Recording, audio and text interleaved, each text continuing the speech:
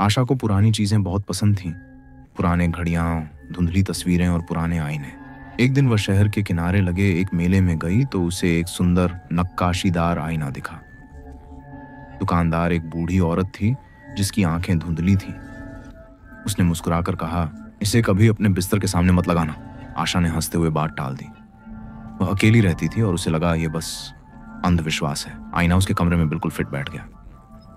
उस रात जब वह थकी हुई सोने जा रही थी, उसने देखा उसका प्रतिबिंब 1 सेकंड बाद झपका। लेकिन अगली रात जब वह जम्भाई ले रही थी, उसका प्रतिबिंब जम्भाई नहीं ले रहा था, बल्कि हल्की मुस्कान दे रहा था।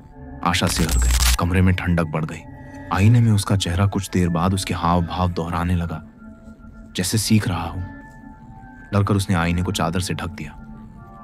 रात के 3 बजे उसने आवाज सुनी, हल्की खुरचने की, जैसे कोई नाखून कांच पर रगड़ रहा हो। उसने आंखें खोली तो देखा चादर धीरे धीरे फिसल रही थी और आईना खुल गया था। अंदर उसका प्रतिबिंब मुस्कुरा रहा था।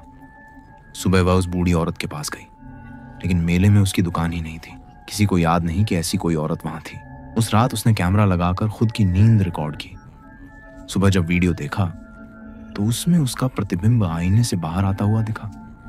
उसका चेहरा सफेद, आंखें काली, बिना चमक के। वह धीरे धीरे आशा के पास आया, झुककर कुछ फुसफुसाया, पर आवाज रिकॉर्ड नहीं हुई। सुबह जब वह उठी तो उसे कुछ अजीब लगा, जैसे शरीर पर उसका बस नहीं। आईने में देखा तो सब सामान्य था। उसका प्रतिबिंब समय पर झपक रहा था, लेकिन उसका चेहरा अब पहले जैसा नहीं था। मुस्कान थोड़ी ज्यादा चौड़ी थी, आंखें थोड़ी ठंडी। कुछ दिनों में वह बदल गई। लोग कहते थे अब वह कम बोलती है, जैसे दूर कहीं खो गई हो। एक रात उसके कमरे से जोर की आवाज आई।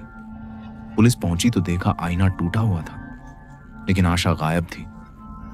सिर्फ उसके प्रतिबिंब की झलक टूटी कांच की किरचों में थी।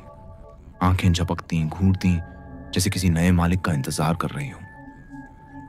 कुछ हफ्तों बाद एक कबाड़ी ने वो शीशे के टुकड़े बेच दिए। एक युवक ने एक छोटा टुकड़ा अपनी टेबल पर रख लिया। रात को काम करते वक्त उसने देखा उसका प्रतिबिंब झपक रहा था, बस थोड़ा सा देर से।